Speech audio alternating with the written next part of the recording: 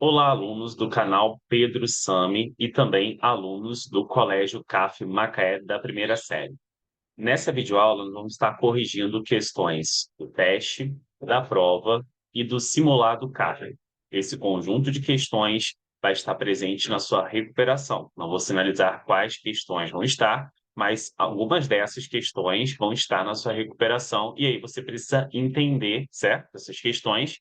Então, acompanhe junto comigo, por favor, na projeção, a correção e o comentário, tá, dessas questões aí. Então, essas questões que eu vou estar corrigindo agora vão estar aparecendo na sua recuperação. Não vai ser nenhuma questão diferente dessa. Não vou falar quais são as questões que eu selecionei, mas se você estudar, se você entender esses três instrumentos avaliativos aí, o teste, a prova e o simulado, vocês vão conseguir fazer uma boa recuperação. Então, vamos para a nossa primeira questão aí, que diz o seguinte: a primeira questão fala assim: em quais passagens grifadas abaixo está ocorrendo uma transformação química? Então, a primeira coisa que a gente tem que lembrar é o conceito de fenômeno físico e fenômeno químico. Quando eu tenho um fenômeno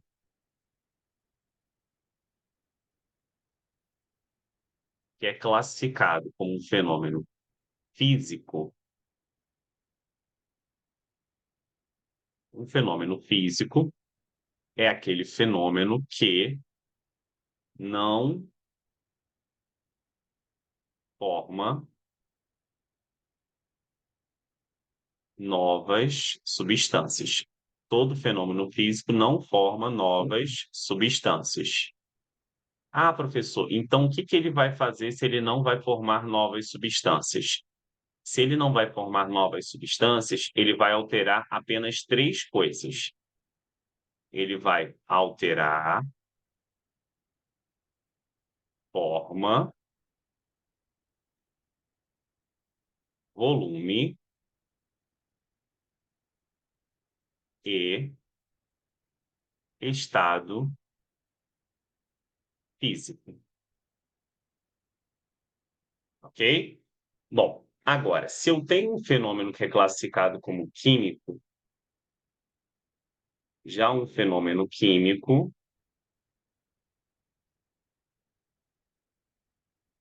que é um fenômeno que ocorre com uma transformação química, que é o que a questão quer,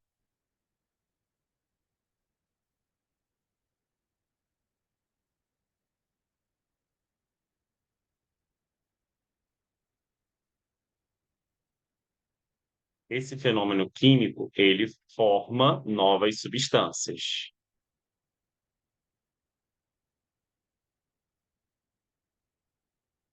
Forma novas substâncias.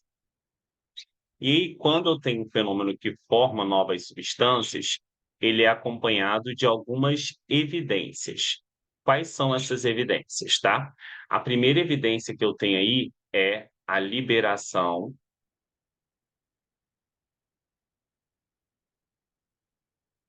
de gás. A segunda evidência que eu tenho é toda vez que eu tiver um fenômeno que ocorre com liberação de calor. E a última evidência que eu tenho é um fenômeno que ocorre com mudança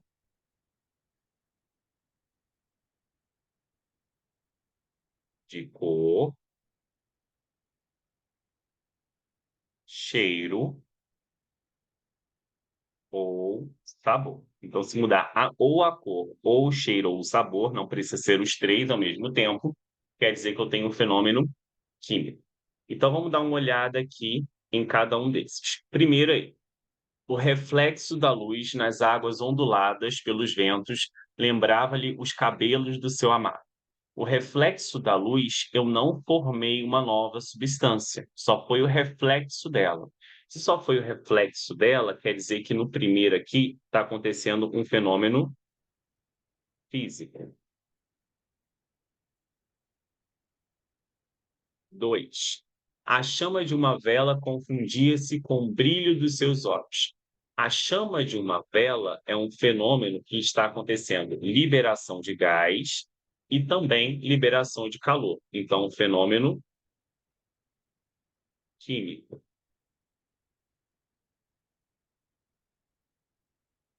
3. Desolado, observa-se o gelo derretendo em seu corpo e, ironicamente, comparável ao seu coração. Aqui está acontecendo uma mudança de estado físico da matéria. O gelo derretendo é passado do estado sólido para o estado líquido. Então, um fenômeno físico. E 4 aí, com o passar dos tempos, começou a sentir-se como a velha tesoura enferrujando no fundo da gaveta. Tesoura enferrujando muda de cor, forma uma nova substância, que é a ferrugem. Então, fenômeno químico. Então, quer dizer que a alternativa que está ocorrendo uma transformação química vão ser as alternativas 2 e 4. São os números 2 e 4. 2 e 4 seria a nossa letra C de casa aí. Ok, gente? Bom, vamos para a próxima questão, que é a questão de número 2. Questão de número 2 fala o seguinte aí. O cientista recebeu uma substância desconhecida no estado sólido. Então, no início desse aquecimento, ela está no estado sólido para ser analisada. O gráfico a seguir representa o processo de aquecimento de uma amostra dessa substância. Analisando o gráfico, podemos concluir que a amostra. Então, o que esse gráfico ele nos diz? Que de 0 a 10 minutos, a substância ela teve um aumento da temperatura. E se está no início sólida, então quer dizer que aqui vai estar sólido. De 10 a 30 minutos, a temperatura ela ficou constante em 40 graus Celsius por um intervalo de tempo. E quando há uma mudança na inclinação da reta, quer dizer que há uma mudança de estado físico. Então, aqui, ó, passou do estado sólido para o estado líquido. Aqui você perceba que a temperatura que aconteceu essa mudança de estado físico, de sólido para o líquido, que é a fusão, ela está o quê? Constante, ok? Então, isso vai ser importante aqui para a nossa análise. Vamos lá, continuando aí.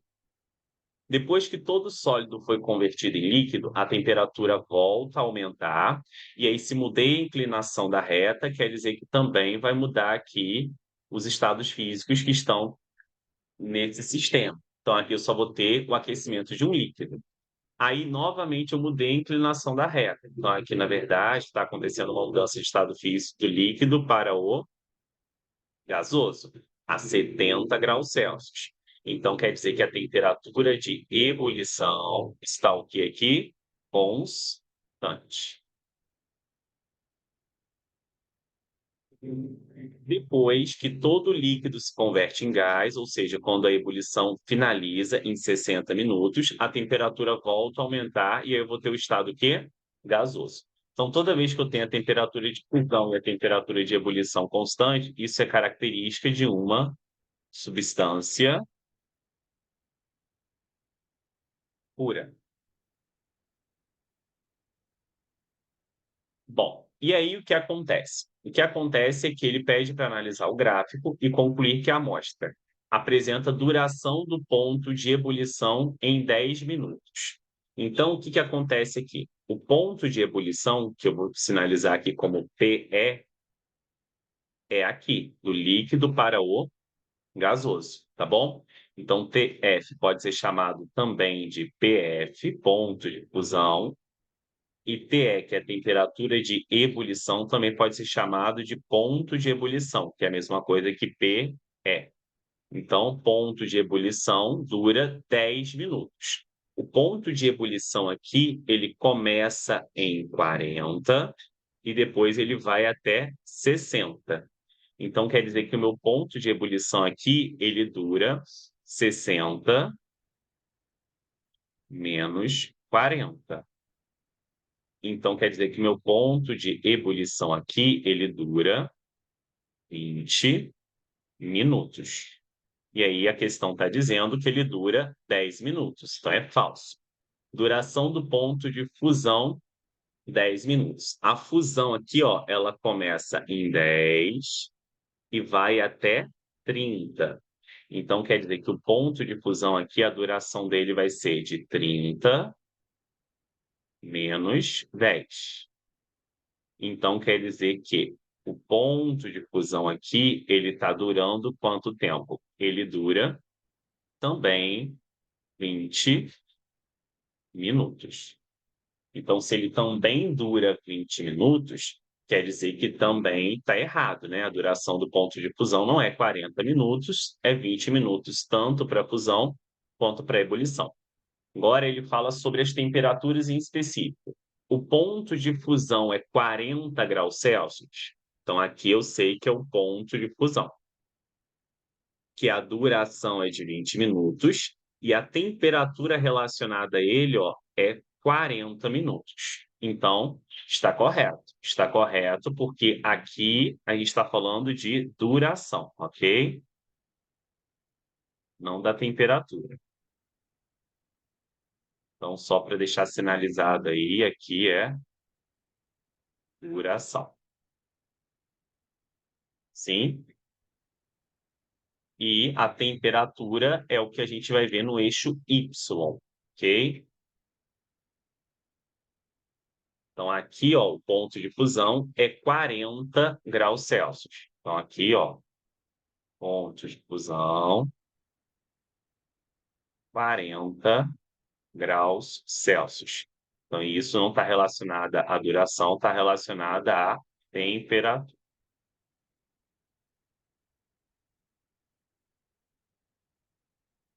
Então, está correto o que diz na letra C. Vamos só dar uma olhadinha nas outras. Ponto de fusão 70 graus Celsius. Não, 70 graus Celsius está relacionado com outra coisa, não com ponto de fusão, e sim com ponto de ebulição. Então, aqui, ó, ponto de ebulição seria 70 graus Celsius.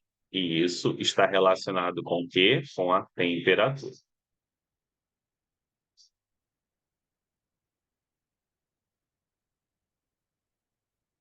Ponto de ebulição 50 graus Celsius, não, porque nós vimos que é 70. Então, por isso que a nossa segunda questão é a letra C, o gabarito aí. Vamos para a próxima, questão 4. Analise o fluxograma abaixo. Então, logo no início do fluxograma, nós temos sal de cozinha, areia e limalha de ferro. E ele quer o nome dos processos 1, 2 e 3 representados pelo fluxograma acima e referente à separação dos componentes da mistura são respectivamente. Então, olha só, aqui nós temos uma mistura que inicialmente sal de cozinha, areia e limalha de ferro é uma mistura heterogênea. Então, a primeira coisa que a gente tem que analisar aí é que nesse início eu tenho uma mistura o quê? Heterogênea, formada por sólidos. Aí você vai ter que ir lá nos processos de separação de misturas heterogêneas formadas por sólidos.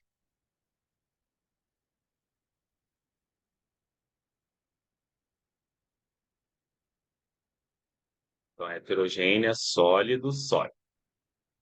Você vai ver qual é o processo que é utilizado para separar um desses sólidos. Eu separei o que aqui? Eu separei a limalha de ferro. Então, o processo 1 está relacionado a quem? A limalha de ferro, que eu separei, só foi esse. Esse processo que separa a limalha de ferro vai ser chamado de imantação. Só há essa resposta possível para o processo 1. Imantação ou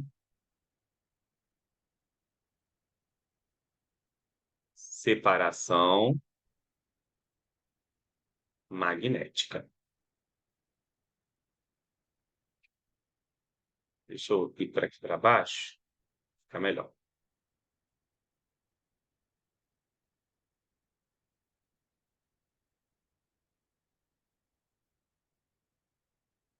Aí nós temos o processo 2.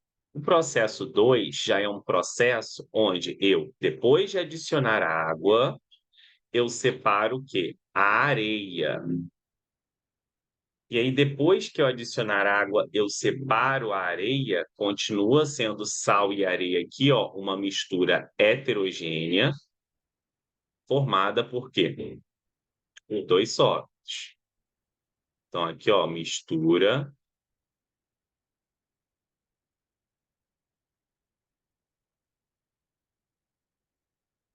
heterogênea, sólido, sólido. Só que quando eu adiciono essa substância aqui, ó, a água, o que que acontece? Eu adiciono mais uma substância que é um líquido. Então, o processo 2 ele vai ser utilizado para separar uma mistura heterogênea formada por um sólido. E agora, quando eu adicionei esse líquido, quer dizer que aqui eu vou deixar de ter sólido sólido e vou passar a ter o que aqui? Sólido líquido. E aí eu separei só a parte sólida, que é a areia. Então, esse processo 2 aqui, ele poderia ser alguns processos. Então, você vai lá na mistura heterogênea, sólido, líquido, e ver quais processos poderiam ser. Eu poderia separar isso por decantação,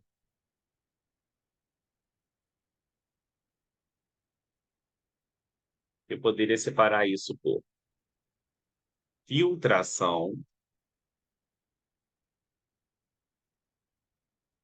ou eu poderia separar isso por centrifugação.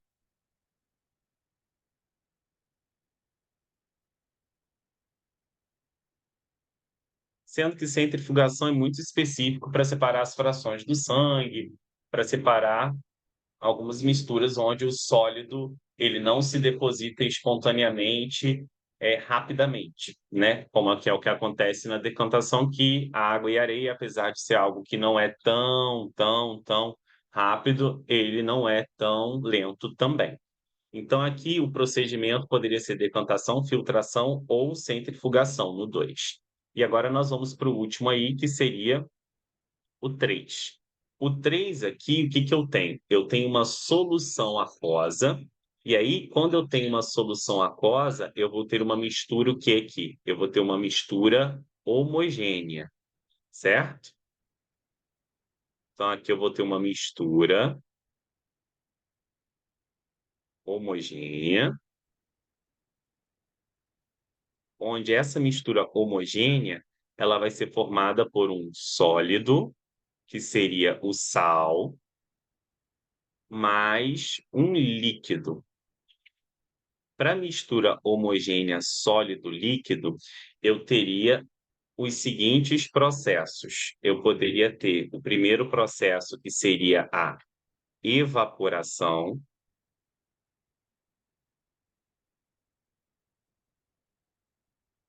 A evaporação seria quando eu não quisesse recuperar o sólido.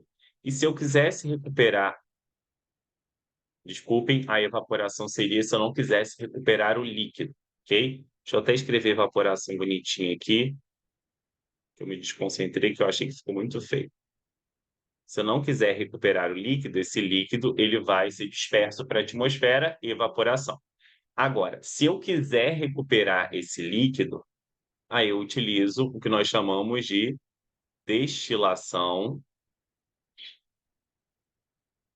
como é uma mistura homogênea sólido-líquido, simples, ok?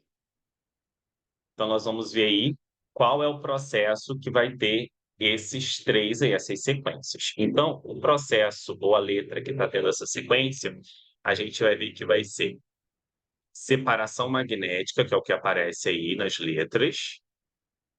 Então, aqui a gente fica ou com a letra B ou com a letra E. Logo depois vem filtração ou decantação, que aparece como duas possibilidades aí. Mas o último só pode ser destilação.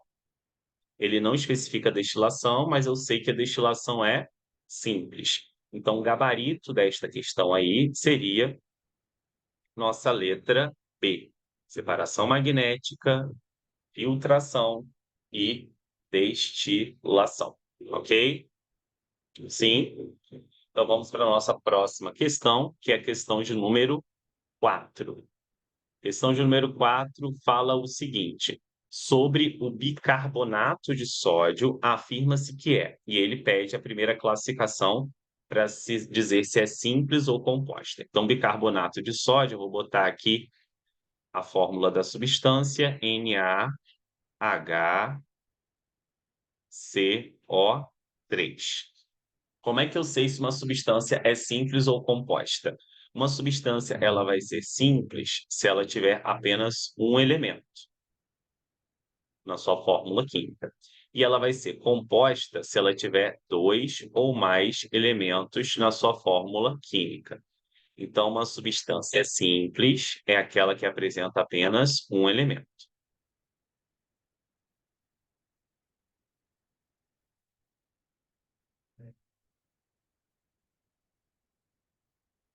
E uma substância composta é aquela que apresenta dois ou mais elementos. Como é que eu vou saber quantos elementos tem, professor? Cada elemento ele vai ser representado por uma letra maiúscula. Cada elemento, então, é a nossa letra maiúscula. Se tiver mais de uma letra maiúscula, então, quer dizer que eu tenho que mais de um elemento. Então, aqui nós temos o N é uma letra maiúscula, o H é outra letra maiúscula, o C é outra letra maiúscula e o oxigênio é outra letra maiúscula. Então, quer dizer que entre simples e composta, essa substância aqui ela vai ser classificada como o quê? Como composta. E aí, ela apresenta quantos elementos? Ela apresenta quatro elementos. E se eu falar sobre átomos, porque as questões também falam sobre átomos aqui, quando eu falar de átomo, eu vou estar pensando na soma dos índices. O que que são os índices? Os índices são esses números que aparecem após cada elemento aqui embaixo. Então, quando ela querer a quantidade de átomos, a gente vai pensar o quê? Na soma dos índices.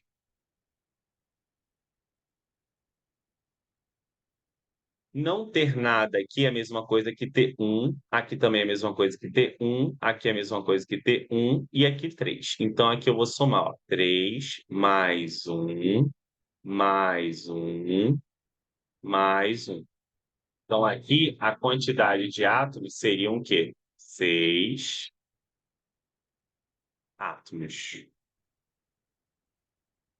Então, qual a alternativa que seria a correta? Vamos dar uma olhadinha aqui. É uma substância composta e tem quatro átomos na sua molécula. Não, tem quatro quê? Elementos. Então, isso daqui está errado. Então, tudo que eu assinalar de azul está errado. É uma substância composta sendo constituída por seis átomos. Correto, é a letra B que está correta. Vamos para C. Substância simples? Não, uma substância composta. Nem vou continuar analisando. Substância simples? Não, composta. Uma substância composta formada por três substâncias. Não tem como uma substância ser formada por substância. Uma substância é formada por elementos. Então, por isso que a alternativa correta é a nossa letra B de bola. Bom, vamos para a próxima questão. Questão de número 5. Diz o seguinte: em algumas extrações de ouro, sedimentos de fundo de rio e água são colocados em uma bateia, recipiente cônico, que se assemelha a um funil sem buraco. Movimentos circulares da bateia permitem que o ouro metálico se deposite sobre o material sólido ali presente. Esse depósito, que contém principalmente ouro, é posto em contato com mercúrio metálico. O amálgama formado é separado e aquecido com maçarico, separando-se o ouro líquido do mercúrio gasoso. Numa região ali, próxima dali, o mercúrio gasoso se transforma em líquido e acaba indo para o leito dos rios. Os três segmentos grifados acima referem-se respectivamente às propriedades. Olha só. Então, essa daqui é a questão 5. Quando a gente fala ouro metálico se deposite sobre o material ali presente, esse segmento aí que eu assinalei de vermelho está relacionado com a densidade. O que que ele está relacionado com a densidade? Nós sabemos que quem tem maior densidade aqui eu vou representar pela letrinha D, tá? Quem tem maior densidade, o que acontece? Afunda. Aí ele usou o termo se deposita, ok? Deposita. Que é a mesma coisa que ir ao fundo. Quem tem menor densidade, o que que acontece? Flutua, tá bom? E aí o que acontece? O ouro metálico ele se deposita porque ele tem maior densidade. Então aqui a primeira propriedade é a densidade. Vamos assinalar com outra coloração agora. É aquecido com um maçarico, separando-se do ouro líquido, separando o ouro líquido do mercúrio. E aí? O que acontece é que o mercúrio ele já é líquido e ele vai passar aí dessa transformação do estado que vai passar do estado líquido para o gasoso. Se o mercúrio ele vai sofrer uma transformação do estado líquido para o estado gasoso, porque o mercúrio é um metal que já se encontra líquido à temperatura ambiente, o nome dessa transformação nós sabemos que é vaporização. Só que essa vaporização aí, ela está acontecendo de maneira artificial, provocada pelo homem, porque é um maçarico que está aquecendo.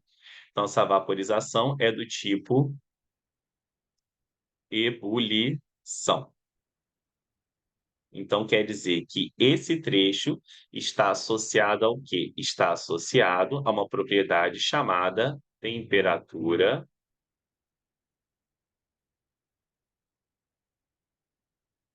de ebulição. Ok? Vamos para o último trecho aí, que é o trecho que vai ficar em azul, que diz o seguinte: o mercúrio gasoso, ou seja, que saiu do estado líquido e foi para o gasoso, como nós vimos no de verde, ele se transforma em líquido novamente. Então, ele vai sair do gasoso e vai novamente para o quê? Para o líquido. O nome dessa transformação se chama o quê? Liquefação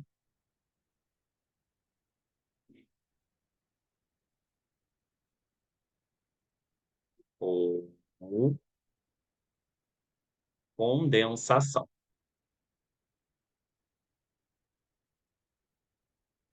E essa transformação está associada, obviamente, a uma propriedade específica, que é a temperatura de liquefação.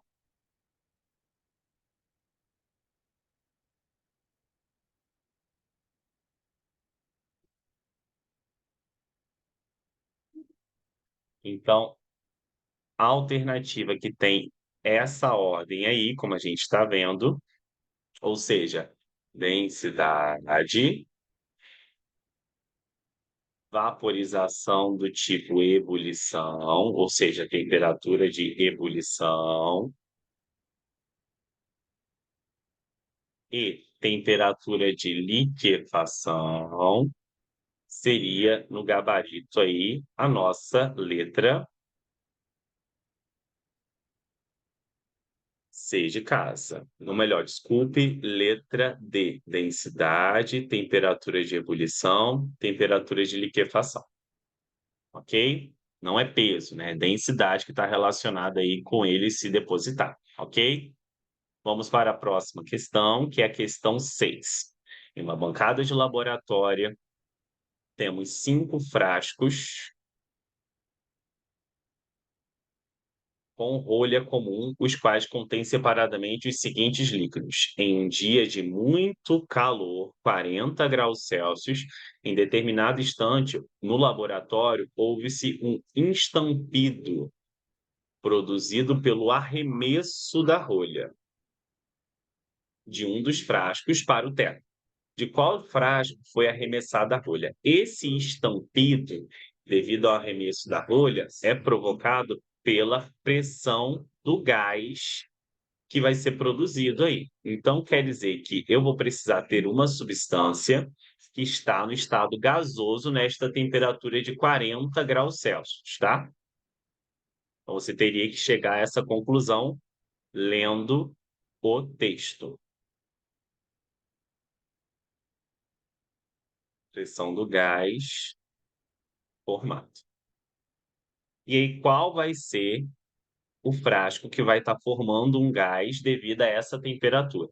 Aí a gente sabe que quando a gente tem um tipo de questão dessa, onde eu dou a temperatura do ambiente, dou a temperatura de fusão e ebulição de cada uma das substâncias, o que que a gente precisa perceber? A gente tem aqui cada substância com a sua temperatura de fusão e também com a sua temperatura de ebulição. E aí o que acontece?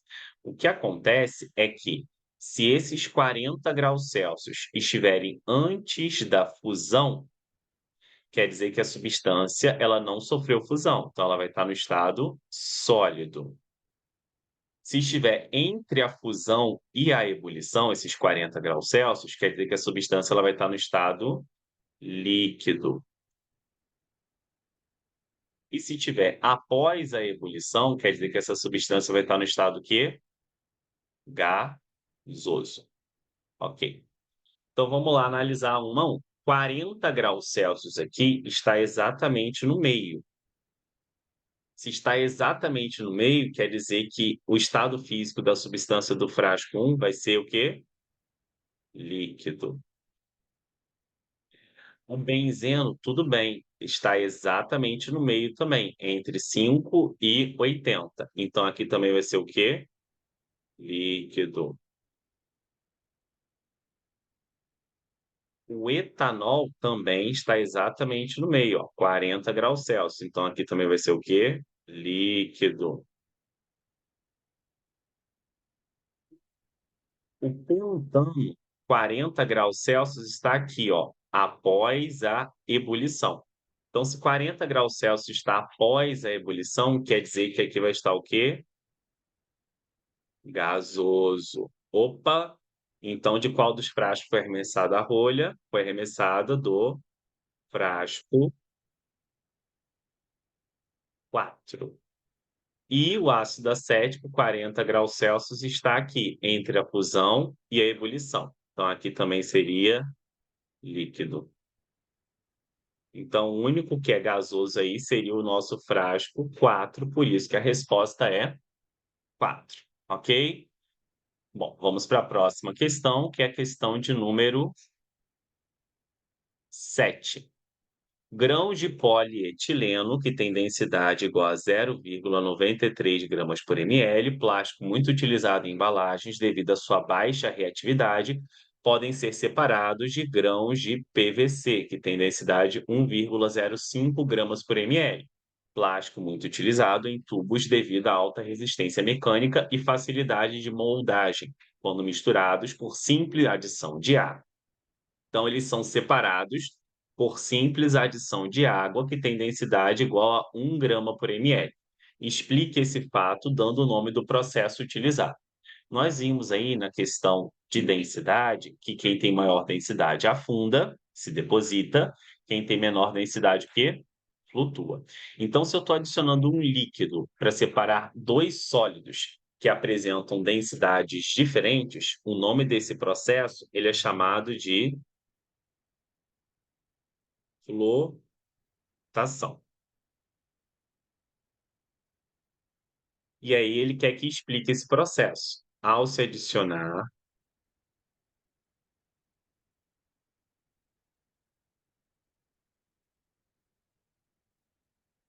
água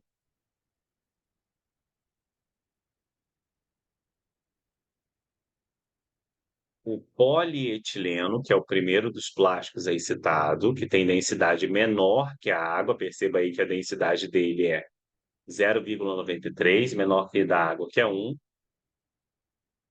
flutua. E o PVC, que é um outro plástico aí que tem intensidade maior do que da água, 1,05, a densidade da água é 1, afunda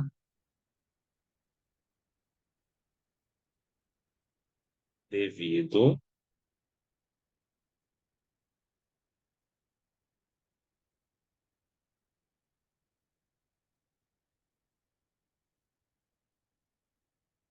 seus valores de densidade.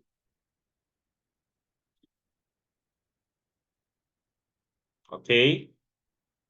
Vamos para a última questão do teste, que é a questão 8, que fala o seguinte: em uma visita a uma usina sucroalcooleira, um grupo de alunos pôde observar a série de processos de beneficiamento de cana-de-açúcar, entre os quais se destacam: 1. A cana chega cortada da lavoura por meio de caminhões e é despejada em mesas alimentadoras que a conduzem para as moendas. Antes de ser esmagada para a retirada do caldo açucarado, toda a cana é transportada por esteiras e passada por um eletroímã para a retirada de materiais metálicos. Então, o primeiro processo aí que nós estamos falando, o que ele vai querer isso, ó, com base nos destaques das observações dos alunos, quais as operações físicas de separação de materiais foram realizadas nas etapas 1, 2 e 3. O primeiro processo seria separação magnética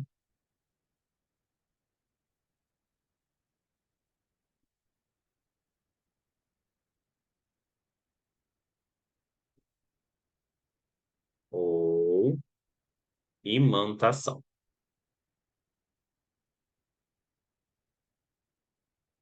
O segundo processo foi anulado na prova, tá? No teste, na verdade, que aqui nós estamos falando no teste, mas seria extração, mas eu não cheguei a explicar a extração para vocês, então por isso que eu anulei.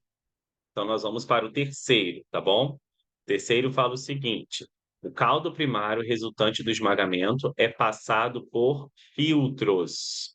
Se ele é passado por filtros e sofre tratamento para transformar-se em açúcar refinado e etanol, se é passado por filtros, aí é a dica que aconteceu o quê? A filtração, ok? Bom, acabamos aí o nosso teste, agora nós vamos para a prova. Lembrando que as questões da recuperação vão ser retiradas daqui.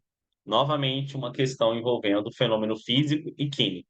Então, nós já sabemos que o fenômeno físico, como nós vimos anteriormente aqui em cima, é aquele fenômeno que eu não vou formar novas substâncias, vou alterar apenas a forma, o volume e o estado físico, e o fenômeno químico, que é uma transformação química, uma reação química, forma novas substâncias acompanhados de uma ou mais dessas evidências que eu já assinalei aqui em cima. Então, novamente, a gente vai pegar e fazer uma questão envolvendo este assunto aí. Então, acompanhe comigo a leitura e a resolução dessa primeira questão da prova. Na filtração das águas da piscina, utilizam-se filtros que contêm areia como meio filtrante. A areia utilizada para este fim deve ter granulometria apropriada, além de ser isenta de matéria orgânica. Para chegar a esses critérios de qualidade, a areia deve ser previamente peneirada e posteriormente queimada em fornos rotatórios. Os processos de obtenção dessa qualidade de areia são, respectivamente, olha só, quando eu estou peneirando a areia, eu não estou formando nenhuma substância nova. Eu só estou separando a areia de partículas maiores. Então, esse previamente peneirado aqui vai ser um fenômeno físico, ok? Agora, quando ela é queimada, aí aqui eu já vou ter um fenômeno químico. Por que que aqui eu vou ter um fenômeno químico? Porque eu vou mudar a cor da areia. ela vai ficar meio enegrecida, certo? Então, se muda a cor, é uma evidência de um fenômeno quê? Químico. Então, a alternativa aí seria físico e químico, respectivamente. Letra A. Vamos para a nossa segunda questão da prova, que diz o seguinte: um professor de química desafiou seus alunos a recuperarem todos os materiais de uma mistura contendo álcool, óleo, água e areia. Os alunos submeteram tal mistura a uma sequência de processos de separação conforme o fluxograma. Os processos de separação designados em A, B e C são respectivamente. Então, aqui eu vou ter uma mistura heterogênea formada por líquidos e por um sólido. E esse processo A aqui, ele só separou o líquido, ok? E aí o que acontece? Quando eu tenho esse processo A só separando o líquido, esse processo A que só separa o líquido, a gente tem que entender aí que aqui no caso, eu vou ter o quê? Uma mistura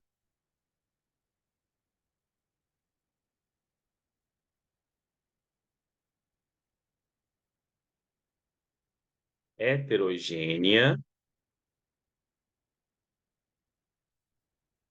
formada por um sólido, que é a areia, e por líquidos. Só que nesse processo eu só separei o quê? O óleo. Se nesse processo eu só separei o óleo, processo que é utilizado para separar uma mistura de líquidos que possuem densidades diferentes, que não são miscíveis, poderia ser só apenas um aqui, que seria a decantação.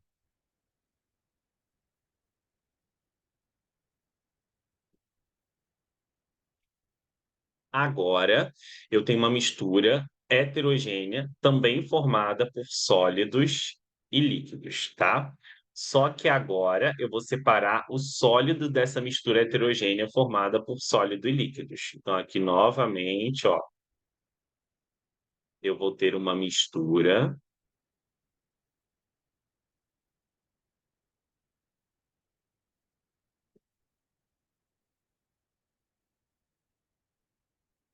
heterogênea formada por sólido e líquidos. E aí você vai ter que ver quais os processos possíveis para separar uma mistura heterogênea formada por sólido e líquidos. Então, o processo B aqui, ele pode ser alguns processos. Então, eu posso ter a decantação também, também é utilizado tanto para mistura heterogênea sólido-líquido, também quanto para mistura heterogênea líquido-líquido, que seria o caso do processo da A, tá? Eu poderia também ter aqui a filtração, como uma escolha, e eu também poderia ter aqui a centrifugação.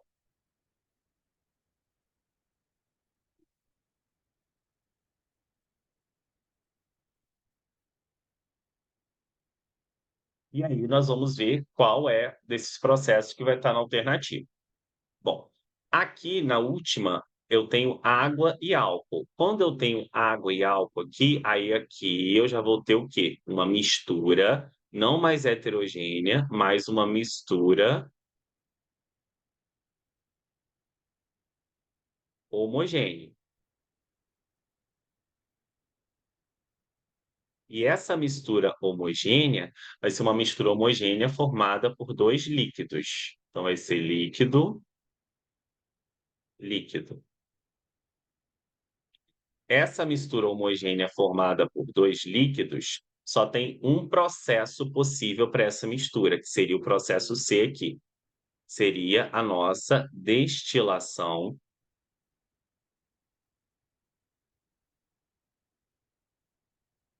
fracionada,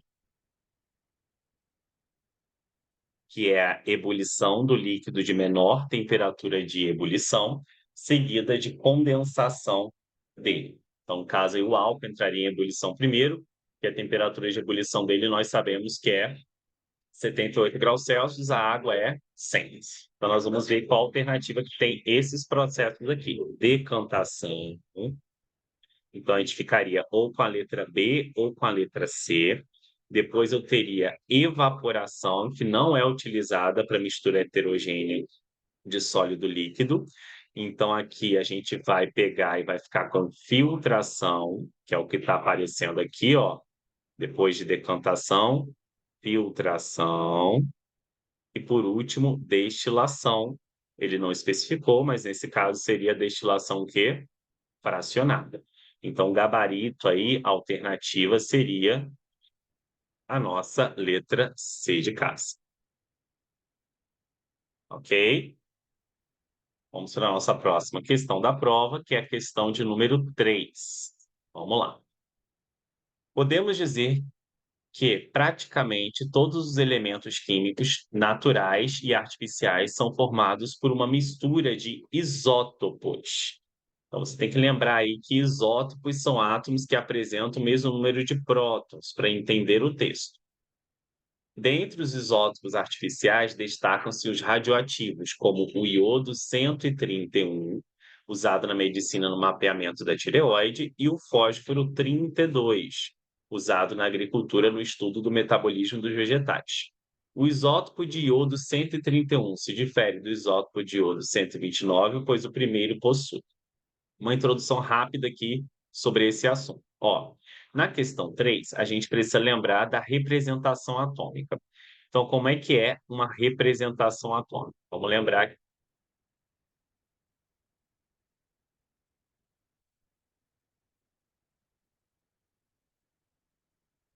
uma representação atômica, pessoal, é aquela que apresenta o símbolo do elemento, como X, como a gente está assinalando aqui.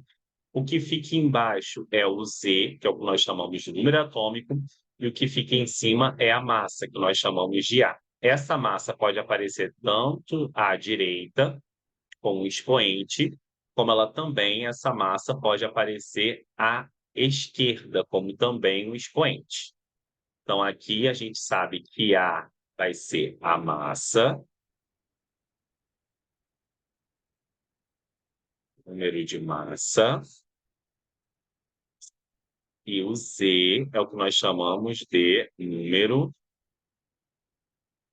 atômico. Quando eu tenho átomos que estão neutros ou no estado fundamental,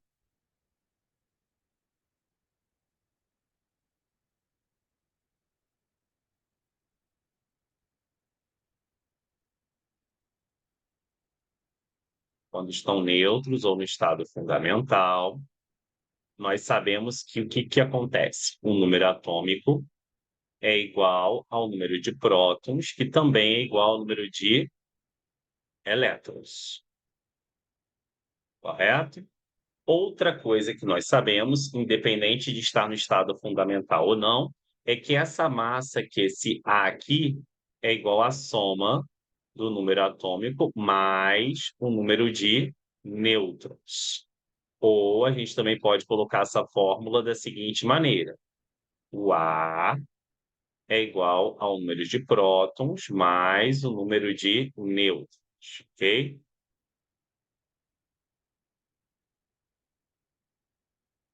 Então, perfeito. Então, lembrando aí desses conceitos para a gente conseguir fazer essa questão aí.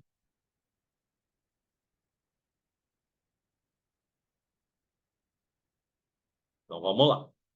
Bom, ele quer saber do que o primeiro se difere do segundo. As representações estão aqui. Então, gente, se eu quiser calcular o número de nêutrons, por exemplo, o que eu vou fazer? O número de nêutrons vai ser a massa menos o número atômico. Porque eu só posicionar esse Z para cá, ele vem para cá negativo, e eu arranjo o N do outro lado. Então, aqui eu vou fazer o seguinte: vou pegar e vou fazer a determinação das partículas do iodo. Aqui é 131 em cima, e embaixo é 53. e aqui do outro iodo, que é 129 em cima, e embaixo vai ser também 53. Então, quer dizer que o número atômico dele vai ser igual a 53, o número de prótons vai ser também igual a 53, o número de elétrons vai ser igual a 53. Agora vamos calcular o número de nêutrons desse cara aqui. Nêutron é igual a massa menos o número atômico. Então, nêutron vai ser igual ao que aqui? Vai ser igual a massa, que é 131, menos o número atômico, que é 53. Então, o nêutron aqui vai ser igual a 78. Então, aqui, ó, o número de nêutrons é 78. Então, a mesma coisa aqui, ó. O número atômico vai ser igual a quanto? 53. Número de prótons, 53. Número de elétrons, 53. E o número de nêutrons aqui vai ser a mesma coisa que eu fiz no anterior, só que com outros valores de massa, né? Então, massa menos E. Então, o número de nêutrons aqui vai ser 129 menos 53. Então, o número de nêutrons aqui vai ser igual a 76. Então, vou botar aqui, ó, nêutron igual a 76. E aí? E aí, agora a gente vai ver, correto? Qual é a diferença entre eles, não é isso? Apresentam dois elétrons a mais? Não. Como os dois estão neutros, estão sem nenhuma carga positiva ou negativa na representação, então quer dizer que vale essa regra aqui. O número atômico é igual ao número de prótons igual ao número de elétrons. Apresentam dois prótons a mais? Também não. Tem a mesma quantidade de prótons. 53, 53. Dois elétrons a mais e dois prótons a mais? Também não. Então, a gente ficaria com a letra C, dois nêutrons a mais. Eu pulei, né, a letra C, dois nêutrons a mais, por quê? Um é 78, o número de nêutrons, e o outro é 76. Então, quer dizer que o primeiro, que é o iodo 131, ele apresenta dois nêutrons a mais em relação ao iodo 129. Então, o gabarito aqui seria a nossa letra C de casa, ok? Bom, vamos para a próxima questão, que é a questão aí de número 4.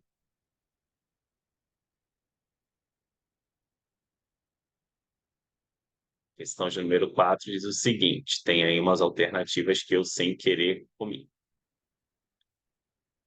4 fala assim: os átomos movem-se no vazio e agarram-se, chocam-se, e alguns ricocheteiam, e outros ficam emaranhados. Simplícios, século V depois de Cristo.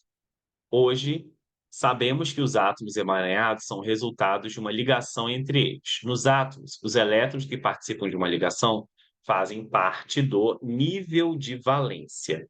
O que que é o nível de valência, pessoal? O nível de valência é o nível mais externo ao núcleo, ok?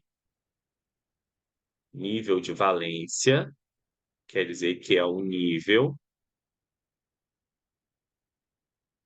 mais externo ao núcleo, ok?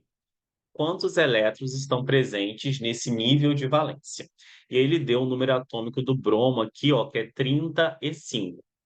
Bom, antes da gente começar essa questão, a gente precisa montar um diagrama chamado diagrama de Linus-Pauling. Para montar esse diagrama, você tem que ter dois requisitos mínimos para você montar o diagrama. Você precisa saber a quantidade de elétrons que eu tenho em cada uma das camadas, que é o que eu vou colocar aqui, ó. K é 2 elétrons, L igual a 8 elétrons, N igual a 18 elétrons, N igual a 32 elétrons, P igual a 18 elétrons, e Q, que é a última, igual a 8 elétrons. Além de você saber a quantidade de K, L, N, N, O, faltou a O, né? Desculpe aí. Tem mais uma camada aqui que é a O, que eu esqueci, me perdoem. Deixa eu tentar aqui aproveitar isso que eu já escrevi. Jogar um pouco aqui para baixo. K, L, N, N, O. Vamos para O então, Pedro. E aqui a O é igual a N, também tem que 32 elétrons. São 7 camadas, então tá aí.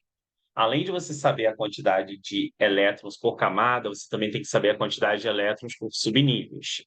Então, aqui eu tenho o subnível S, que tem 2 elétrons. Aqui eu tenho o subnível P, que tem 6 elétrons. Aqui eu tenho o subnível D, que tem 10 elétrons. E aqui eu tenho o subnível F, que tem 14 elétrons.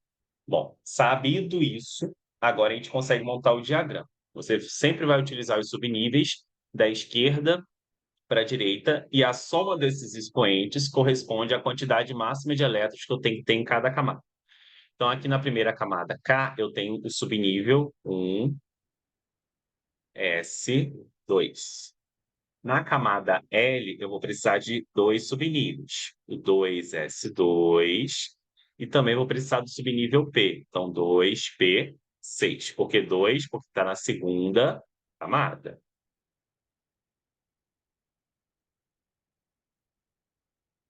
Ficou difícil aqui. Vamos lá. Então, 2P6. Aqui eu já tenho 18, então eu vou precisar do subnível S, do P, 2 mais 6, 8, com 10, 18. Então aqui vai ficar 3S2, 3P6 e também 3D10. Aqui eu tenho a quarta camada, então vou ter o 4S2, 4P,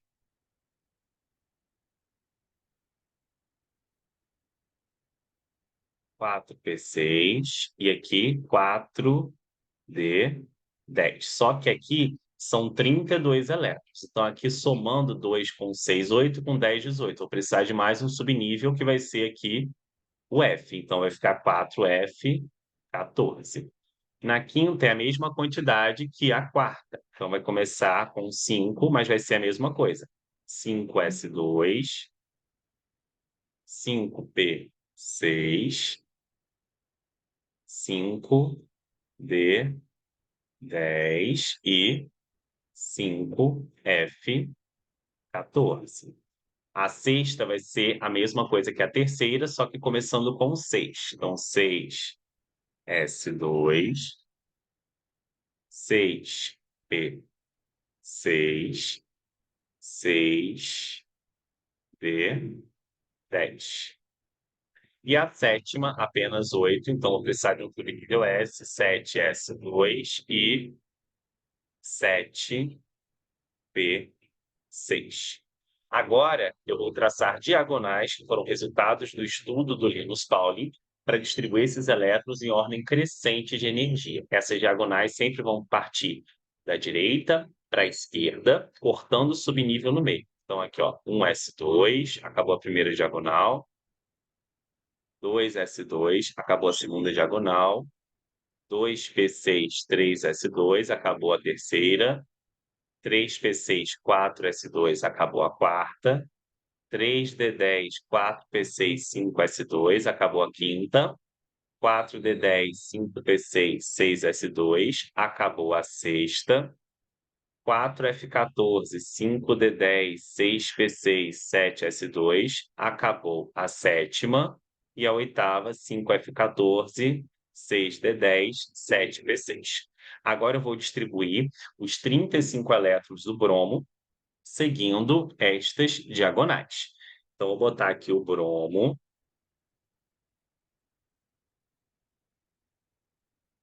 com os seus 35 elétrons. Seguindo essas diagonais, nós vamos perceber que vai ser um S2, 2S2, 2P6, 3S2, 3P6, 4S2. Então, ó, um S2, 2S2, 2P6, 3S2, 3P6, 4S2, depois vem 3D10. Até agora foram 30 elétrons, só que eu tenho 35 elétrons do bromo. Depois do 3D10 aqui, nós vamos para o próximo, que é o 4P6. Só que eu não preciso de 6, eu só preciso de 5. Então, aqui no final vai ficar 4P5. Então, posso ter uma quantidade inferior à máxima? Posso, sem problema. Ótimo. Agora ele quer saber o número de elétrons da camada de valência. A camada de valência é o nível mais externo. E aí vai ser o conjunto de subníveis que estão nesse nível. Então, aqui nós temos o nível, correto? Então, aqui é o nível, ou também chamado de camada. E aqui nós vamos ter o quê? Os subníveis,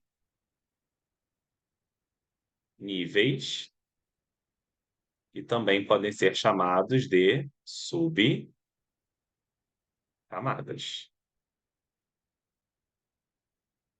Então, na camada de valência ou no nível mais externo, como é que eu vou saber o nível mais externo?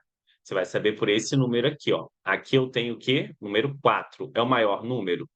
Então, é a camada mais externa, vai ser a quarta. Todos os subníveis que estão no nível ou na camada mais externa, que é a quarta, vão ser a camada de valência. Então, quer dizer que o 4S2 e também o 4P5 vão ser a minha camada de valência. Para isso ficar bem claro, é como se um átomo tivesse um núcleo, como nós sabemos bem, e nesse caso do bromo, ele tem 4 camadas: primeira, segunda, terceira e, para finalizar, a quarta. E nessa quarta camada, os subníveis que estão presentes nela vão ser o 4S2 e também o 4P5, ok?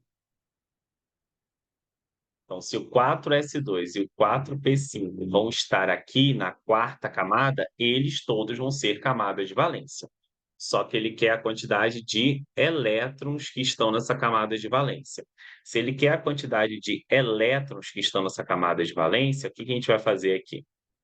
A gente vai pegar e somar os elétrons que estão presentes nesses subníveis. Então, aqui eu tenho 2, e aqui eu tenho quanto? 5. Então, 2 mais 5 vai ser igual a 7. Letra B de bola, ok?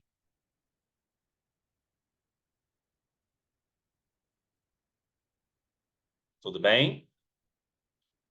Então, vamos para a próxima questão, que é a questão de número 5.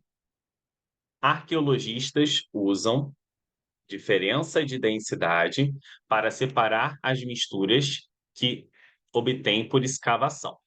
Indique a opção correta para uma amostra que contém a seguinte composição: caso seja adicionada uma solução de densidade 2,1 grama por centímetro cúbico, quais materiais afundam e quais flutuam? Nós já vimos isso no teste. O que que a gente já viu de teoria sobre isso no teste, professor? Vamos dar uma voltadinha aqui.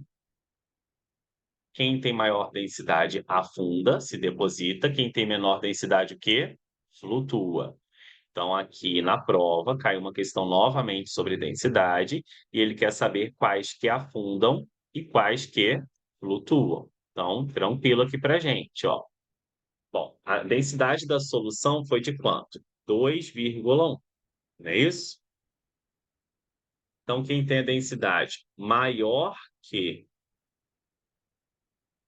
2,1 vai fazer o quê? Afunda.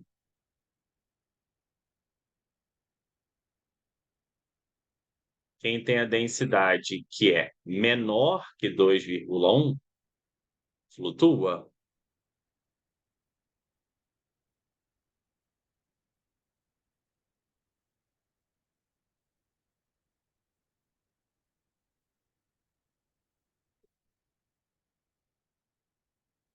Então, quais são os materiais que vão afundar aqui, ó?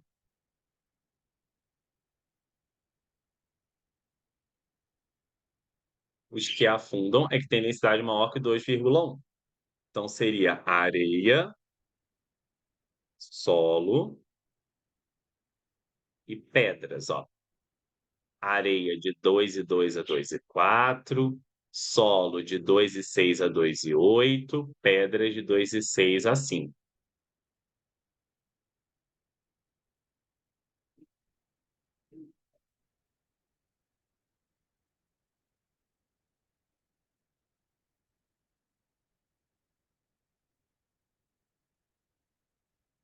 E aí, quais que vão flutuar? Os que vão flutuar vão ser esses aqui, que vão ter a densidade o quê?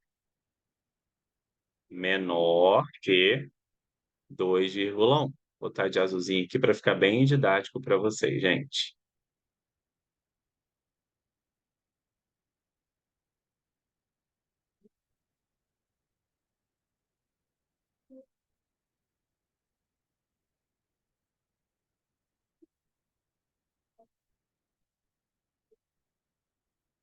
Então vai ser o quê? Carvão e ossos.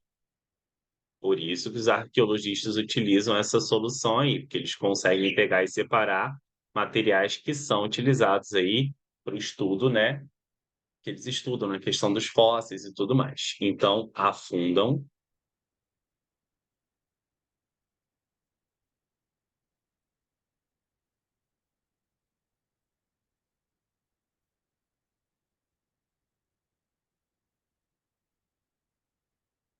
e ossos. Vamos para a nossa próxima questão, que é a questão que fala aí sobre gráfico de aquecimento, que é a questão de número 6. Uma amostra sólida homogênea, então ela começa no estado quê? Sólido. Sofre aquecimento e tem seu comportamento térmico registrado no gráfico, temperatura em graus Celsius por tempo em minutos, mostrado a seguir. Quais as temperaturas de fusão e ebulição? Então quer dizer que a substância começa no estado quê? Sólido. Quando há uma mudança na inclinação da reta, quer dizer que está acontecendo uma mudança de estado físico, sólido mais líquido. Aí depois mudou novamente, então aqui só vai ser líquido. Aqui vai ser líquido mais gasoso. E para finalizar, apenas gasoso, correto? Bom, a fusão nós sabemos que é a passagem aí do estado quê? Do estado sólido para o estado líquido. Se a fusão é a passagem do estado sólido para o estado líquido, a ebulição também nós sabemos que é a passagem do estado líquido para o estado gasoso.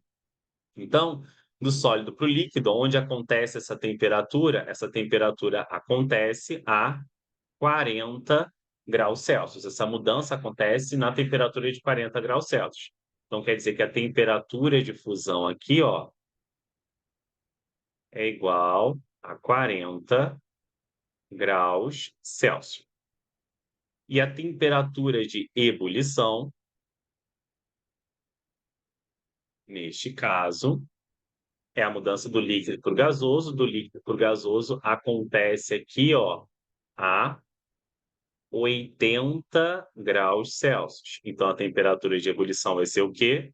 80 graus Celsius. Não esqueçam de botar graus Celsius, que faz parte da unidade de medida temperatura. O que demora mais para ocorrer, a fusão ou a ebulição? Aí a gente tem que ver por quanto tempo dura a fusão e a ebulição. A fusão aqui, ó, ela começa em 20 minutos e ela vai até 30 minutos. Então, se ela começa em 20 e vai até 30, quer dizer que a fusão aqui,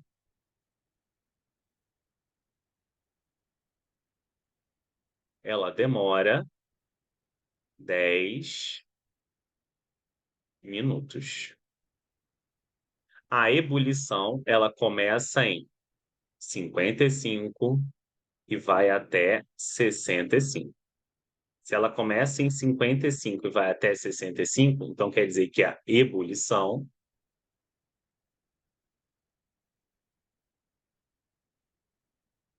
ela dura também 10 minutos. Então, o que demora mais para ocorrer, a fusão e a ebulição, ambas ocorrem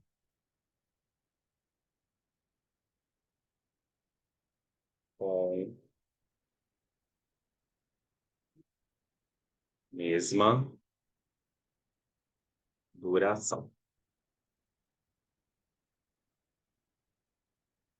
Que duração seria essa? 10 minutos. Ok? Vamos para a próxima questão, que é a questão 7. Questão 7, ela fala sobre substância simples e substância composta, conceito que nós já vimos no teste, né? Vamos lembrar aqui, substância simples, apenas um elemento, substância composta, dois ou mais elementos. Então, vamos ver o que a questão 7 nos diz. Lembrando que a gente consegue sinalizar quantos elementos tem por cada letra maiúscula, não é isso?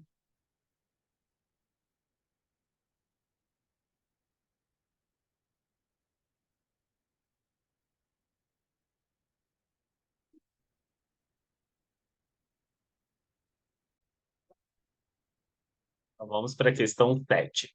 Questão 7 fala assim, gente. Vou selecionar o vermelho aqui.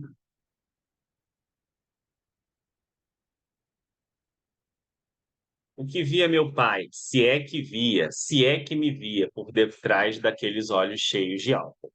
O álcool citado no trecho acima refere-se à substância etanol. E aí ele deu a fórmula química da substância aqui, ó, C2H6O, que em contato com o oxigênio, O2, do sangue, produz etanol, que é essa substância aqui, ó, C2H6O, C2H4O, desculpe, e água. O etanol, substância muito tóxica, que é uma das responsáveis pelo efeito da ressaca. Classifica as substâncias como simples ou compostas. Então, simples, como nós vimos, tem apenas um elemento.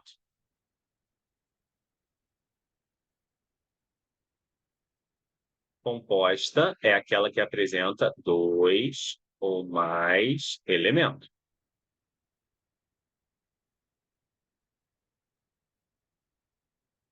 Então, vamos ver qual é as substâncias simples. A primeira, C2H6O. Esse C2H6O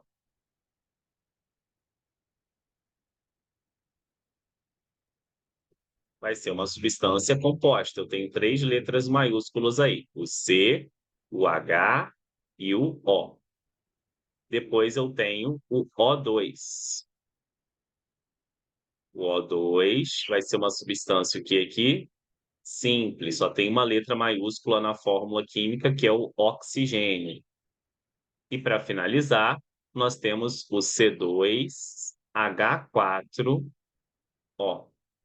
C2H4O é também o que? Composta. Certo? Vamos para a última questão da prova. Depois nós vamos para o simulado. Questão número 8. Os átomos M e N são isótopos. Nós temos que lembrar o que, que são isótopos.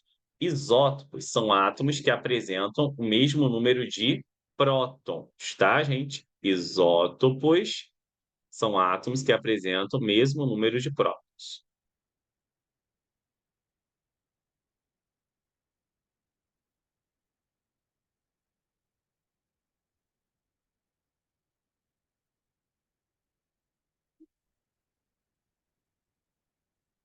Bom, determine os números atômicos de M e N. Então, a gente tem que lembrar aí, na representação química, que eu tenho um símbolo, que aqui eles representaram pelas letras M e N. Embaixo fica o quê? O número atômico, que é o Z. Em cima fica o quê? A massa. E nós sabemos que o número atômico, quando eu tenho um átomo neutro, como é o caso aí, é igual ao número de prótons e também é igual ao número de elétrons, certo? Então, o que que vai acontecer aí? Nós vamos ter que igualar essa quantidade de baixo aqui, x mais 5 e 2x menos 10. Então, vamos igualar x mais 5, porque eles são isótomos, têm o mesmo número de prótons, vai ser igual a 2x menos 10. Então, o que que a gente vai fazer aqui? X menos 2x vai ser igual ao quê? Menos 10 menos 5. X menos 2x vai dar menos x. Menos x vai ser igual a menos 15.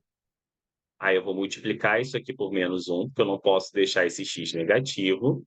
Então, quer dizer que x vai ser igual a 15. Se o meu x é igual a 15, agora eu vou substituir esse 15 nos valores das representações aqui para eu achar cada uma delas. Então, quer dizer que o meu m vai ser igual a quanto? 15, que é o valor de x, mais 5. Então, aqui vai dar o quê? 20. 3 vezes 15 vai dar 45. E meu N? Meu N vai ser igual a quanto? 2 vezes 15 vai dar 30. 30 menos 10, 20. 3 vezes 15, 45. 45 menos 2, 42. Então, essa é a resposta que você deveria colocar. Ok? Lembrando, gente, que são isótopos, mesmo número de prótons. Se fossem, por exemplo, isóbaros, se fossem isóbaros, seriam aqueles que apresentam a mesma massa. Se fosse, botando até de azul aqui, que não faz parte da resolução, só para vocês saberem, se fossem isóbaros, aí a gente teria o quê? A mesma massa.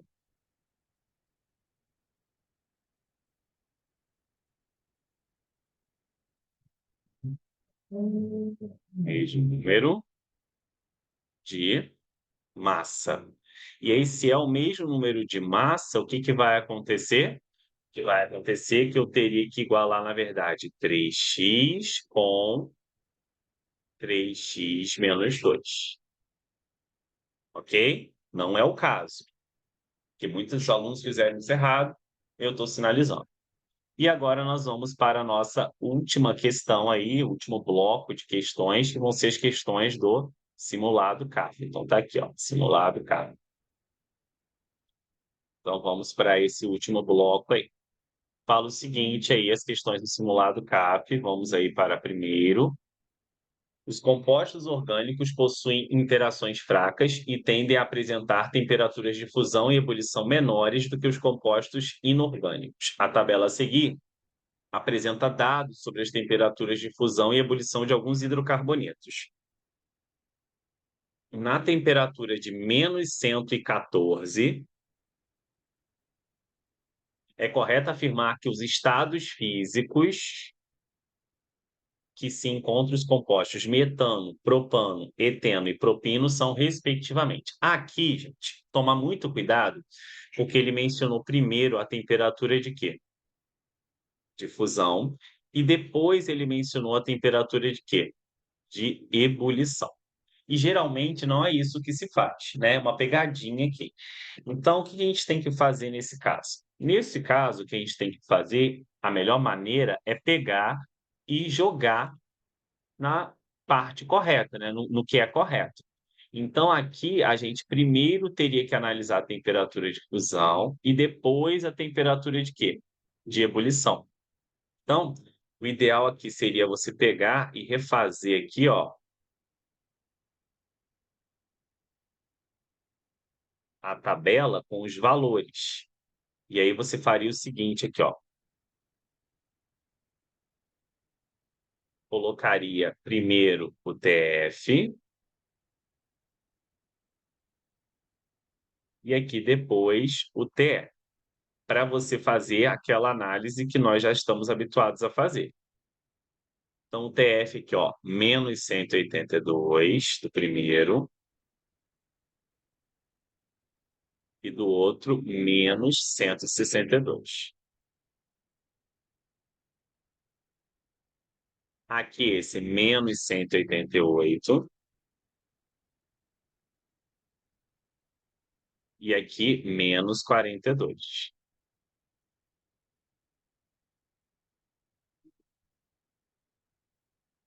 Aqui vai ficar menos 169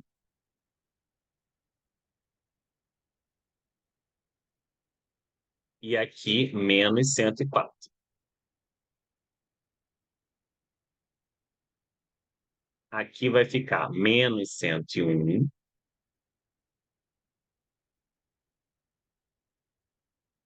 e aqui vai ficar menos 23. E agora sim a gente vai pegar e analisar na temperatura que ele falou. Qual é a temperatura que ele falou? A temperatura que ele falou aqui, ó, foi 114 negativos. E ele quer saber quais são os estados físicos nessa temperatura de quanto? De 114 negativo. Ótimo. Então, menos 114 está onde aqui? Está aqui, né? Ó, menos 114 é um valor maior em temperatura do que menos 162 e menos 182. Então, quer dizer que a primeira substância aqui, ela vai estar no estado quê?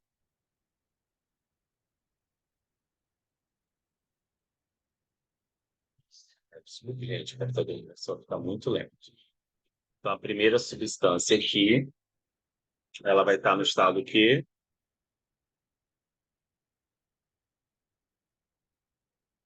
Gasoso.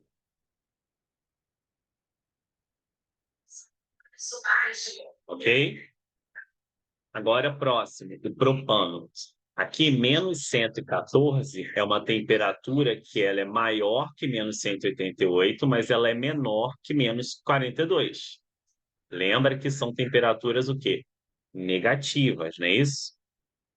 Então, menos 114 ficou aqui. Se está entre as duas, nós sabemos que aqui vai ser o quê, então? Líquido.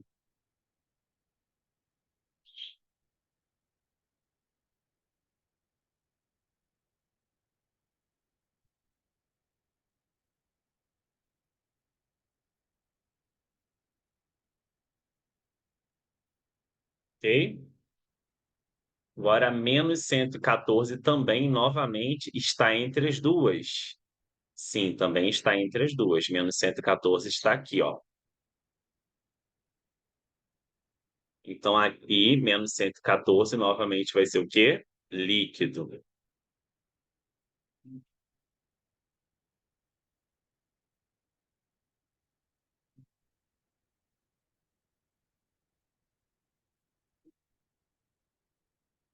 E depois nós temos aqui o propino. E aí? Menos 114 vai estar onde aqui, gente? Menos 114 é uma substância aqui, ó. Ela vai estar antes de menos 101, menos 114. Então, se menos 114 está antes de menos 101, quer dizer que ela vai ser o quê aqui? Sólida.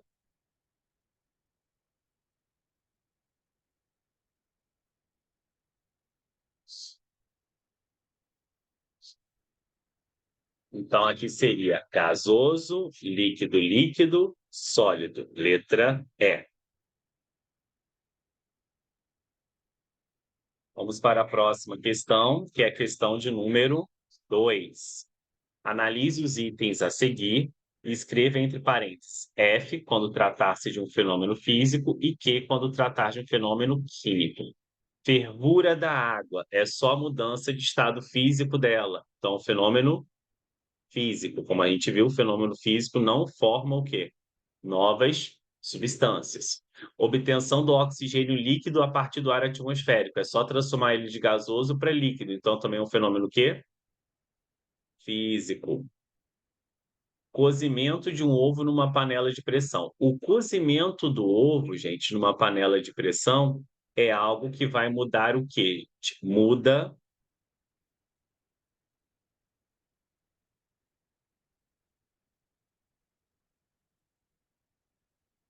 a cor da clara, que era incolor e fica branca, muda o sabor também, né, gente? E o cheiro, ou seja, evidências de um fenômeno que químico. O amadurecimento de uma fruta também é químico. Por que que é químico? Porque vai mudar a cor, o sabor e o cheiro também, o amadurecimento de uma fruta. Permanência do óleo de cozinha na fase de cima de um recipiente com água que foi adicionado. Ele não muda nada, ele só está permanecendo na fase de cima, isso é físico. Então, aqui seria físico, físico, químico, químico, físico. Físico, físico, químico, químico, físico, letra C de casa, letra D de dado, desculpem. Tô cansado, já tô no segundo gravação de vídeos. Pessoal, vamos lá. Número 3. Uma substância sólida é aquecida continuamente. O gráfico a seguir mostra a variação de temperatura ordenada com o tempo abscissa. O ponto de fusão, ponto de ebulição e o tempo durante a substância, durante o qual a substância permanece no estado líquido são respectivamente. Tem algumas alternativas aí que estão escondidas, que eu creio que foi quando eu botei uma página em cima da outra. Pronto, está aqui. Exatamente. Deixa eu deixar a simetria aqui. Então vamos lá. Uma substância sólida. Então quer dizer que inicialmente ela está no estado quê? Sólido. Ok. Então, deixa eu botar de azul aqui para facilitar a nossa vida. Quer dizer que inicialmente essa substância está no estado quê? Sólido. Vamos lá. Se inicialmente essa substância está no estado sólido, então quer dizer que aqui no gráfico ela vai aparecer o quê? Sólido. Aqui vai ser o quê? Sólido mais líquido. Aqui vai ser líquido. E aqui, líquido mais gasoso. Perfeito. Então, qual é o ponto de fusão? Fusão, nós sabemos que é a nossa passagem do estado quê? Do estado sólido para o estado líquido. Do sólido para o líquido. E o ponto de ebulição, nós sabemos que é a passagem do estado quê? Líquido para o gasoso. E o tempo que vai durar a substância permanecendo apenas somente no estado líquido. Então, o ponto de fusão aqui vai ser essa temperatura aqui, que corresponde a 65 graus Celsius, que é a temperatura no qual está acontecendo a mudança aí do estado sólido para o estado quê? Líquido, ok? O ponto de ebulição vai ser a temperatura que está ocorrendo a mudança do estado líquido para o estado gasoso. Do estado líquido para o estado gasoso, essa mudança está acontecendo a 150 graus Celsius. Então, aqui, ó, 150 graus Celsius.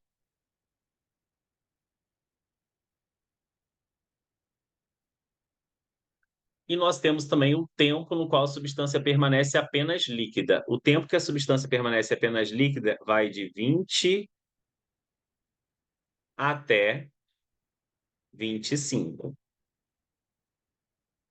Então, esse tempo aqui, que a substância permanece apenas líquida, vai ser o quê? Vai ser 25 menos 20. Então, aqui vai ser 5 minutos, ok? Então, a alternativa seria 65, 150 e 5 minutos. 65, 150 e 5 minutos seria a nossa letra D de dado. Vamos para a próxima questão, que é a questão de número 4. Questão de número 4 diz o seguinte: o derramamento de petróleo no Golfo do México após a explosão da plataforma Deepwater Horizon trouxe uma consequência, dentre outras, uma mistura de componentes oleosos na água do mar. Um método utilizado para separar o óleo dessa água. Então, o que acontece aqui é que nós temos que ver um método que vai ser utilizado para separar o quê? O óleo dessa água. Então, essa mistura aqui de óleo e água, e ele quer saber o método que é utilizado para separar, a gente vai perceber que vai ter que ser o quê? Um método que separe uma mistura, que seja uma mistura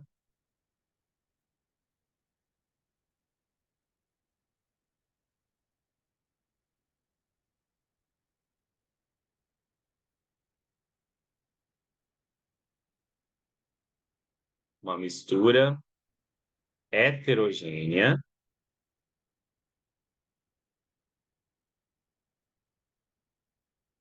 formada por dois líquidos, ok?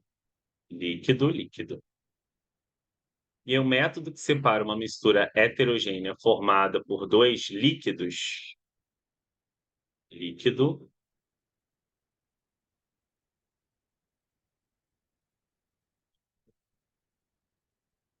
só tem um método que separa uma mistura heterogênea formada por dois líquidos, que seria a nossa decantação.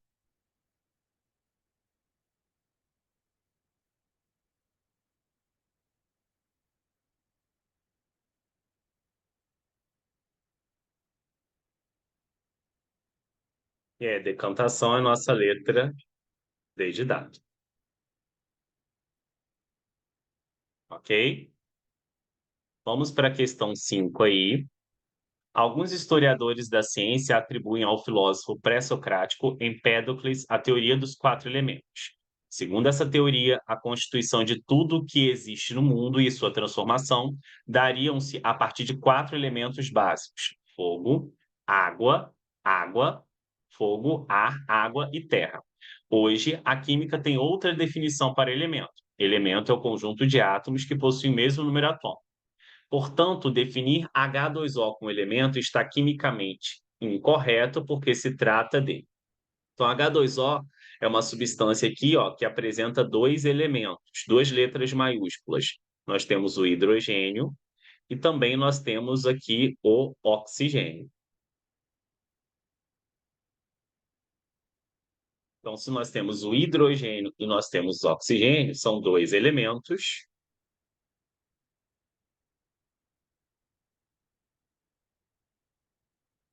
E por serem dois elementos, quer dizer que é uma substância o quê? Composta.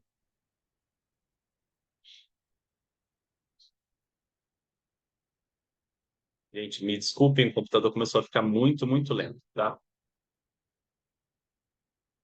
Dois elementos, uma substância, ela é composta. Qual é a quantidade de átomos que eu tenho? Lembra que o átomo é o total, não é isso? Então, se o átomo é o total, a gente tem que pegar a fórmula química do H2O.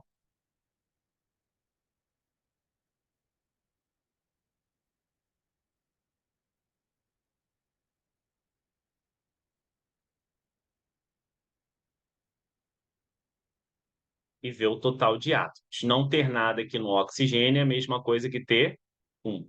Então, aqui, ó, se você soma esse 2 com esse um, você vai encontrar aqui o quê? 3 átomos.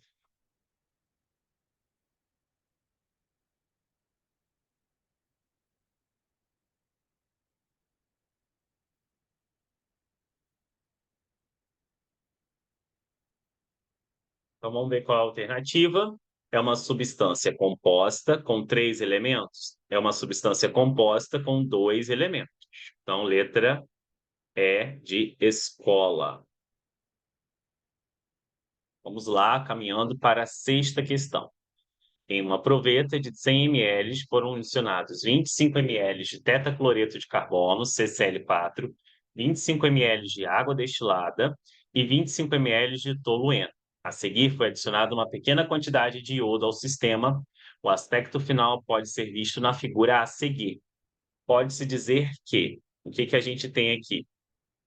Ele quer saber o número de fases, que nós vimos que é cada porção que eu consigo enxergar, o número de substâncias diferentes, que nós vimos que são os componentes, e o número de elementos químicos presentes no sistema.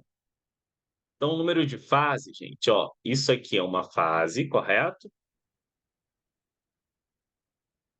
Isso aqui é outra fase. Estou enxergando 3 cores, né? 3 camadas diferentes aqui, ó. Isso aqui é outra face. Então, aqui eu tenho quantas fases? 3 faces.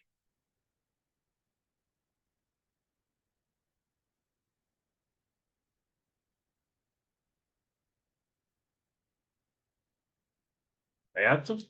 Agora nós vamos fazer o quê? O número de substâncias diferentes. Então, a gente vai ver quantas fórmulas químicas diferentes de moléculas eu tenho. Então, nós temos aqui, ó, uma.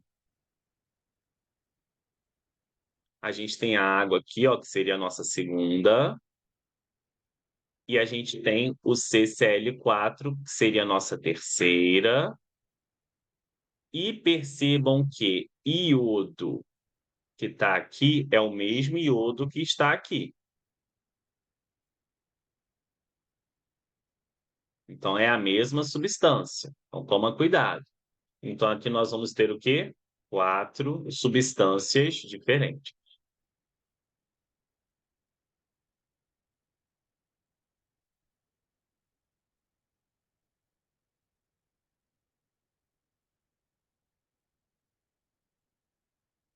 Quatro substâncias diferentes. E ele quer o número de elementos químicos. O número de elementos químicos é cada letra maiúscula, né? Então, cada letra maiúscula aí vai ser um elemento químico. Então, vamos ver quantas letras maiúsculas eu tenho. Eu tenho o C.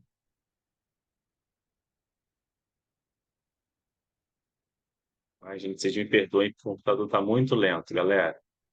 Eu tenho o C, que é o carbono.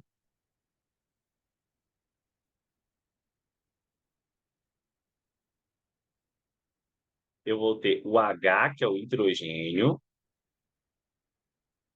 Eu vou ter o I, que é o iodo.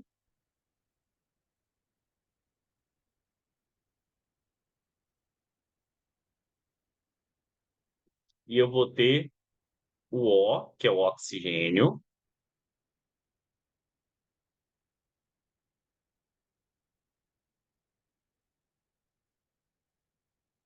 E vou ter o Cl, que é o cloro, ok? Então, carbono, hidrogênio, iodo, oxigênio e cloro. Então, aqui vão ser 5 elementos.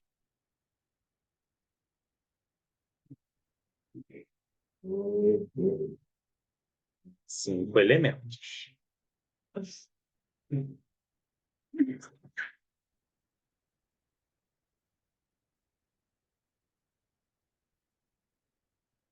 Então, a alternativa que vai ter 3, 4 e 5, porque ele quer respectivamente, é a nossa letra D de dado. Tudo bem? Vamos caminhando para o final aí. Nós vamos agora para a questão 7. Submetendo a areia aurífera a uma corrente de água, os grãos de areia bem mais leves são arrastados, separando-se dos grãos de ouro. Ó, corrente de água é um método que utiliza a corrente de um líquido para separar os sólidos bem mais leves. O método que utiliza isso, a gente vai perceber que é a levigação. Então, aqui a nossa letra é a letra B de bola.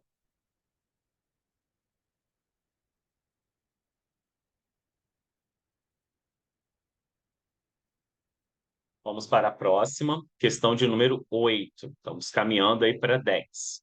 Sabendo-se que os dois elementos químicos são isóbaros, então lembra que eu falei que se eles são isóbaros, quer dizer que possuem o quê? Isóbaros são elementos que apresentam a mesma massa. Se isóbaros são elementos que apresentam a mesma massa, a gente vai ter que pegar e igualar as massas aí, né, pessoal? Então, elementos que apresentam a mesma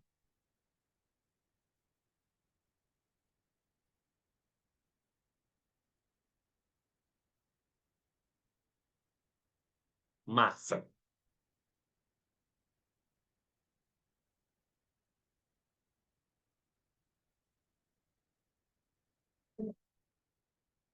Então, vamos igualar. Vamos igualar a massa. Lembrando que a massa é aquilo que fica em cima, como a gente já viu anteriormente, não é isso?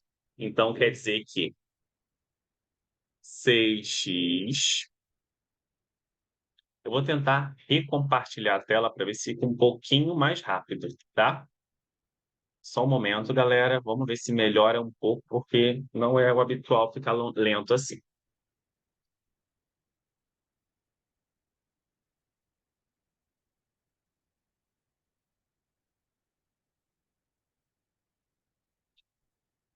6x mais 8.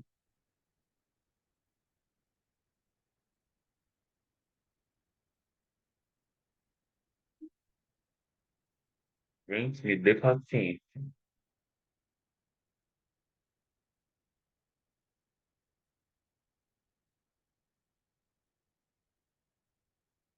Vocês ouviram, né? Me dê paciência, gente.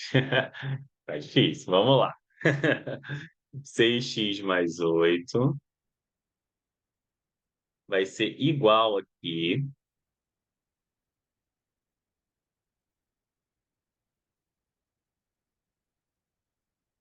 a 3x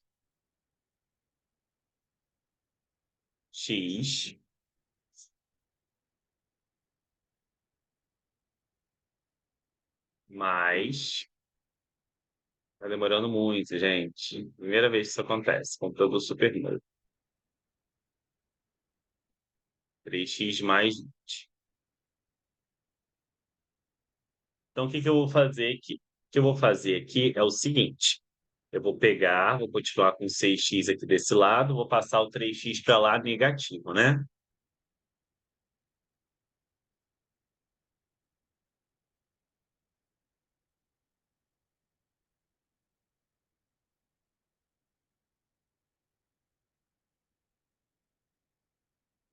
Deixa eu tentar colocar e recolocar de novo aqui mesa e conectar e desconectar ela para ver se atualiza, se melhora um pouco, porque tá bem complicado aqui. Vamos lá, gente. 6x vai ser igual 6x, desculpa, menos 3x.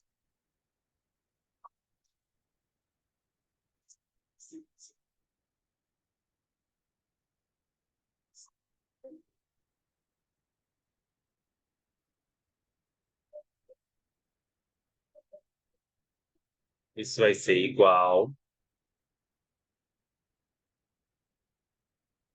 ao que? 20.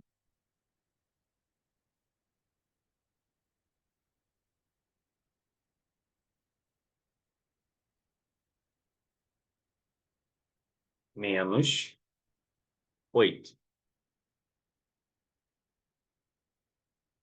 Então, 6x menos 3x vai dar 3x. E 20 menos 8 vai ser 12.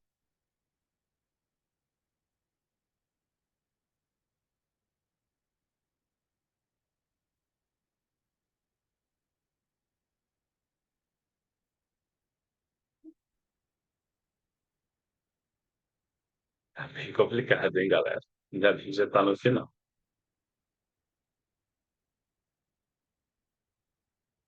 Então, o x aqui vai ser igual a 4, porque eu vou passar para lá dividindo, né?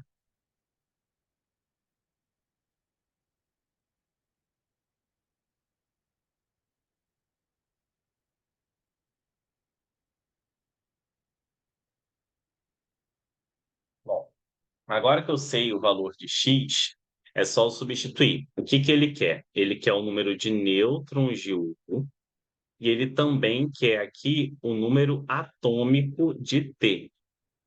Para eu achar o número de nêutrons de U, o que que eu preciso? Eu preciso, para achar o número de nêutrons de U, da massa de U, não é isso? Menos o Z, ok? Então, como que vai ser o meu U aí? O meu U vai ser o seguinte: se eu sei que x é igual a 4, eu vou substituir o valor de 4 no número atômico do U. Então, 3 vezes x, 3 vezes 4, 12. 12 mais 3 vai dar o que aqui? 15.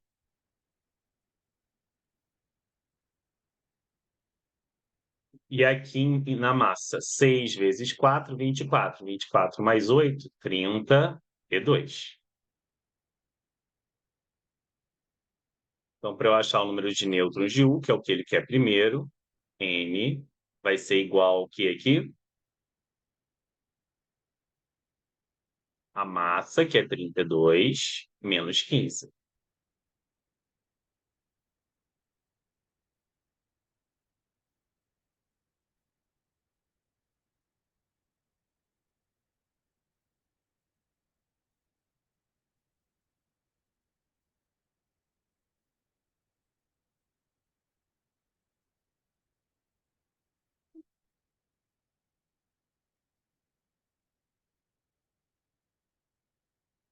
Então, quer dizer que o meu número de nêutrons aqui, 32 menos 15, vai dar 17, ok, gente?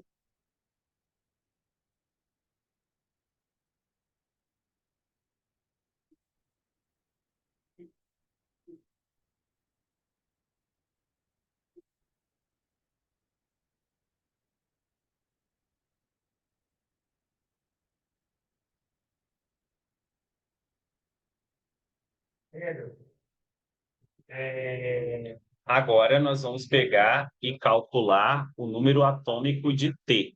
O número atômico de T vai ser simples, né? É só pegar e substituir o X ali embaixo, tá?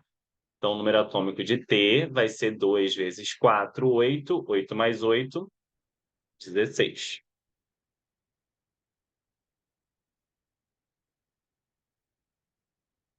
Então, estão aqui as respostas que ele queria. O número de nêutrons é igual a 17 e o número atômico de T é igual a 16.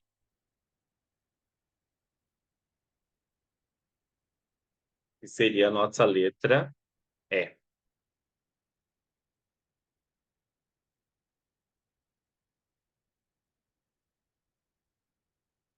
ok? Vamos indo que a gente vai conseguir finalizar, se Deus quiser. Bom, agora nós vamos para a questão 9. A questão 9 é uma questão de distribuição eletrônica. E aí a gente precisa daquele lindo diagrama, lembra que a gente viu, de Linus Pauling, que eu não vou construir ele de novo, não sou bobo. Eu vou pegar, eu vou copiar ele aqui dessa questão.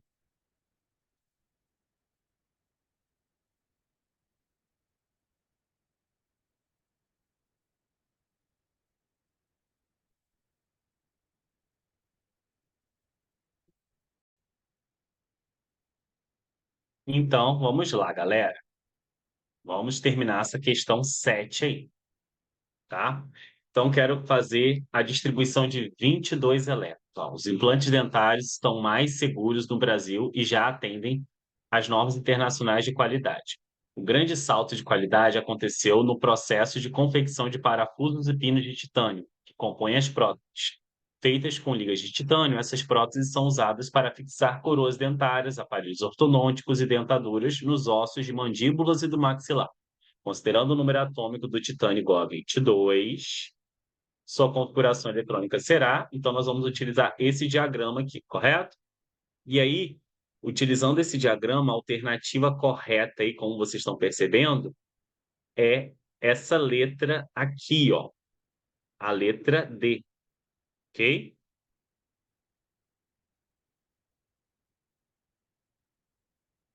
Um S2, correto? Vou assinalar aqui, ó, a ordem que a gente teria que fazer, tá bom? Porque tá bem lentinho, gente, eu não vou pegar e não vou fazer a distribuição, não. Um S2, depois de um S2 viria quem? Viria dois S2, depois S2 viria quem?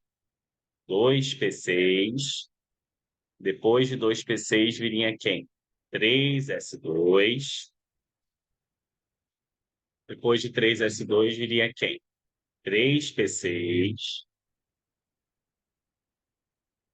depois de três P6 viria quem? Quatro S2, lembra que a gente tem que seguir as diagonais. Depois de 4S2, acabado essa diagonal, nós iríamos para a próxima diagonal. A próxima diagonal é essa daqui, 3D10. Só que eu não preciso de 10, eu só preciso de 2, porque a soma aqui tem que dar 22, certo? E vamos agora aqui, ele quer o número de elétrons contidos na espécie química cobre mais 2, né? Há 100 anos atrás foi anunciada ao mundo inteiro a descoberta do elétron, que provocou uma verdadeira revolução na ciência. Essa descoberta proporcionou à humanidade, mais tarde, a fabricação de aparelhos eletrônicos que utilizam inúmeras fiações de cobre. Então, ele quer a alternativa que apresenta aqui. Então, a gente tem que lembrar que o número de elétrons, quando eu tenho um cátion como esse daí, vai ser igual ao quê? Vai ser igual ao número atômico mais o módulo da carga. Então, quer dizer que o número de elétrons vai ser igual ao quê? Número atômico menos o módulo da carga, né, galera? Menos. Desculpem, gente, o computador está muito, muito lento, tá? Então, o número de elétrons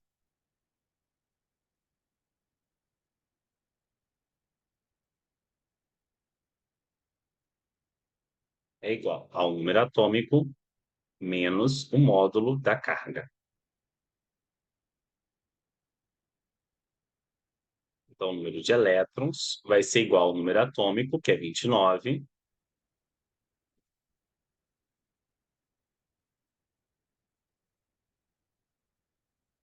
esperar o igual aparecer aí.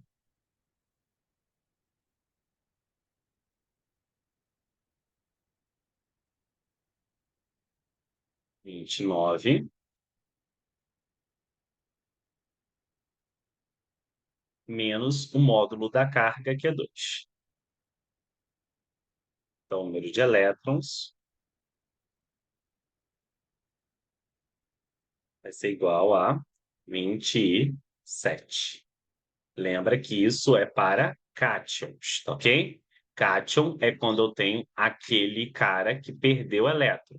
Se ele perde elétron, ele está perdendo algo negativo. Por isso que ele fica o quê? Positivo.